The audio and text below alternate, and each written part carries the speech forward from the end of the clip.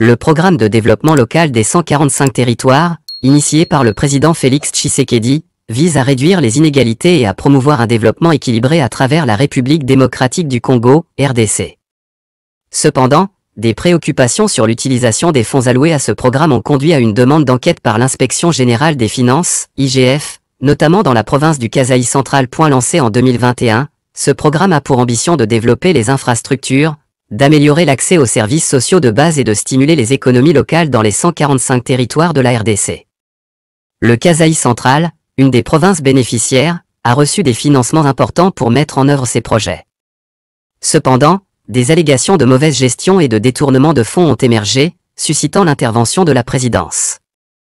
Le chef de l'État, soucieux de garantir la transparence et la redevabilité, a chargé l'IGF d'ouvrir une enquête pour faire la lumière sur ces soupçons. L'Inspection générale des finances, institution clé dans le contrôle et la gestion des finances publiques, a pour mission de traquer toute forme de corruption ou de mauvaise gestion.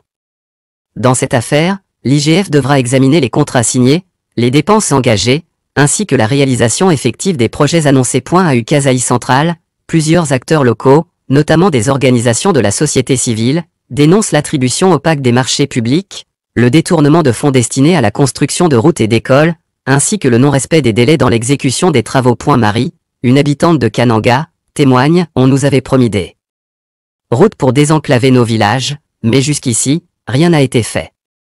Où est passé l'argent? Un fonctionnaire local, qui a souhaité rester anonyme, ajoute, il y a des soupçons que les responsables du projet ici aient signé des contrats avec des entreprises fictives. Le gouverneur du Kasaï central a exprimé son soutien à l'initiative de l'IGF, affirmant « Nous voulons que toute la lumière soit faite.